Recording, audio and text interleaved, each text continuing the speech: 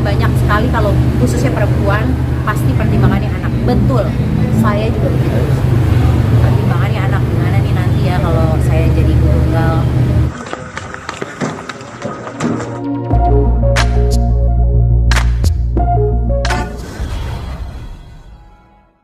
Agak takut karena selama ini kan kalau anak demam gitu ya, kalau anak demam atau sakit gitu kan biasanya kan obat yang selalu dikasih yang paling gampang dan mudah itu yang umum juga biasanya ibu kasih kan paracetamol.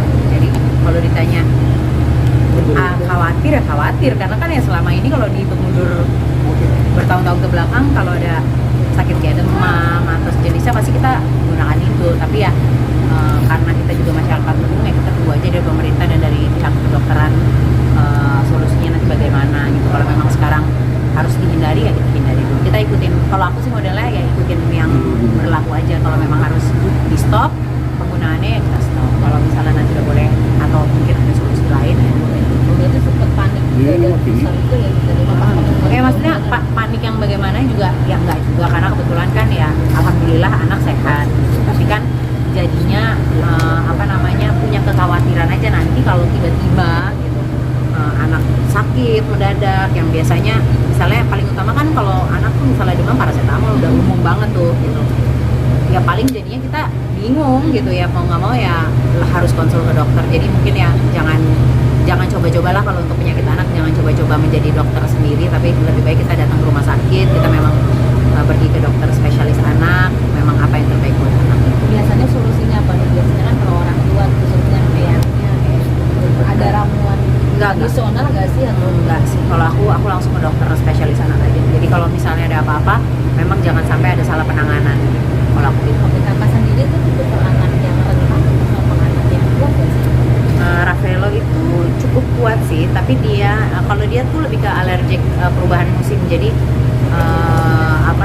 lebih ke saluran pernafasan gitu. Jadi kalau misalnya ada perubahan musim biasanya ISPA, tapi kan itu umum ya, maksudnya untuk anak-anak terserang ISPA itu infeksi saluran pernafasan itu sering terjadi gitu ya, batuk pilek gitu. Tapi biasanya aku kalau kayak gitu tuh aku langsung pergi ke dokter spesialis anak sih gitu. Jadi nggak pernah mau mencoba-coba atau menjadi dokter sendiri gitu. Jadi lebih baik memang ke ahlinya gitu, datang ke rumah sakit, pergi ke dokter spesialis anak dan tanya harus bagaimana. Ini kan masih simpang siur nih kayak anjuran buat pemerintah sendiri khususnya di kesehatan. Betul. Ya itu dia yang mewakili ibu-ibu. Ya kalau aku sih itu dia yang tadi aku bilang lagi gitu, pertanyaannya itu adalah ya lebih baik kita jangan menjadi dokter sendiri gitu. Jadi kita tunggu aja nanti apa hasilnya dari pemerintah, bagaimana dari kedokteran, bagaimana nanti solusinya mengenai paracetamol ini untuk anak-anak. Ya, jangan sampai apa yang kita konsumsi selama ini membahayakan buat anak kita gitu kan. Ini kan adalah generasi penerus bangsa nih anak-anak nih. Gitu, jangan sampai ada obat-obatan yang mengandung hal-hal yang tidak baik yang dikonsumsi sama anak-anak. Itu aja sih gitu. Pasti aku rasa ini kudu dikhawatirkan sama para ibu-ibu gitu loh. Jadi ya mudah-mudahan nanti dapat solusinya yang terbaik lah dari pihak kedokteran, dari kesehatan, dari pemerintah. Tapi Talita sempat ini nggak sih, sementara ini kan paracetamol sirup ini udah ada dari zaman dulu. Iya. Sempat kenapa sih kok baru sekarang gitu? Sempat itu nggak sih lu? Ya kalau sebenarnya kalau dibilang bingung ya bingung ya, kita hidup nih sampai sekarang umur ini mas-mas mbak-mbak semuanya sehat-sehat semua dan saya yakin kalian semua juga mengkonsumsi paracetamol gitu. Jadi ya kalau ditanya khawatir ya balik lagi pasti khawatir, tapi kan pada kenyataannya toh kita semua sekarang sehat.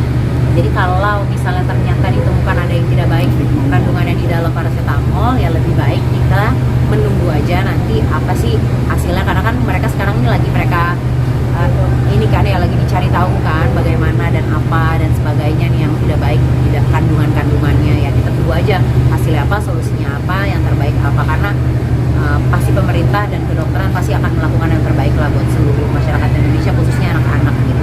Sempat ini nggak, sempat wanti-wanti gimana nanti kalau ini memang udah nggak bisa lagi paracetamol sirup ini, aku harus prepare apa nih awal-awal kalau anak Tadi sakit? udah aku jawab. Udah.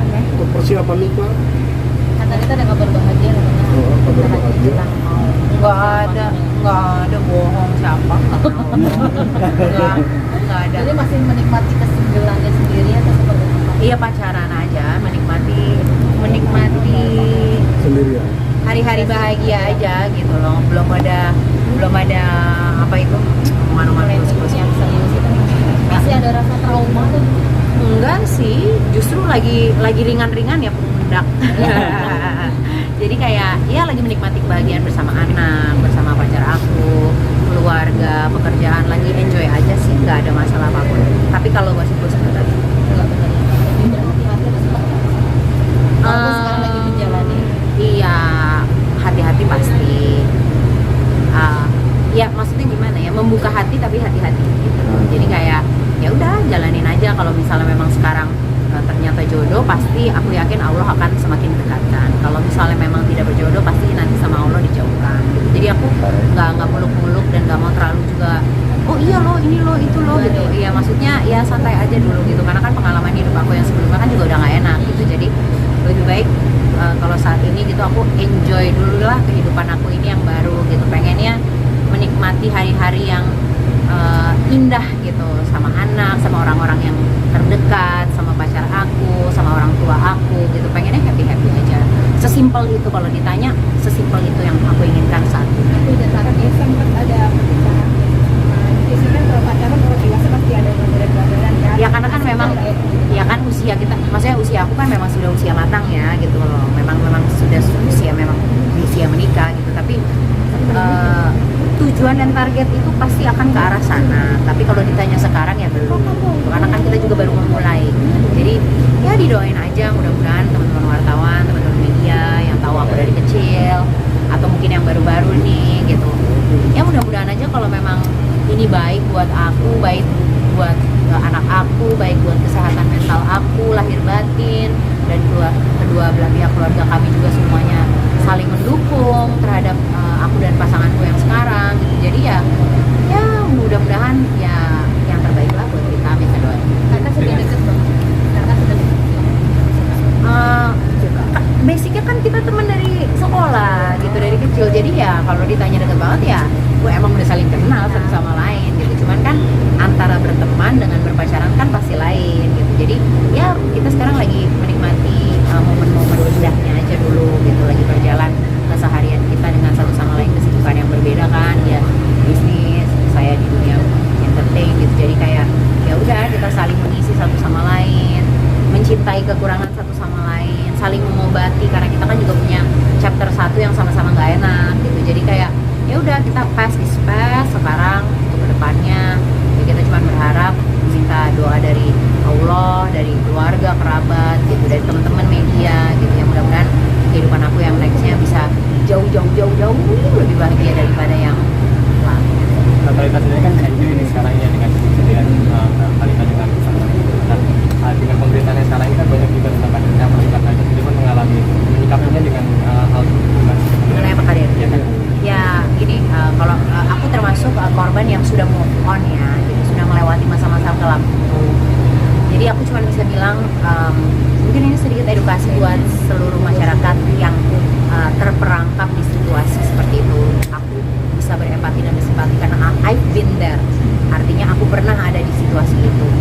Yang namanya kekerasan fisik dan verbal itu sangat menyakitkan. Ada intimidasi di situ, ada temperamental di situ, ada kekerasan, udah pasti ya, ada penekanan, posesif yang berlebihan, ada memanfaatkan dari berbagai faktor gitu, dan itu semua adalah racun kalau bahasa gaulnya toxic. Jadi itulah yang disebut toxic relationship. Nah, kalau memang kita sudah sadar bahwa yang namanya KDRT, main perempuan, perselingkuhan, itu semua adalah penyakit. Sebuah penyakit tidak bisa orang lain yang sembuhkan. Itu hanya bisa dari si pelaku sendiri yang menyembuhkan dirinya dia. Jadi kalau misalnya terperangkap di dalam situasi seperti itu, memang nggak mudah. Saya nggak bisa bilang atau menjudge atau mensamaratakan semua orang sama, karena pemicunya pasti lain, yang dialaminya juga pasti berbeda, situasinya juga pasti lain. Tapi ketika sudah ada di titik turning point di dalam hidup yang memang sudah terbuka matanya, sudah yakin secara tekad gitu ya, artinya pertimbangan faktor kehidupan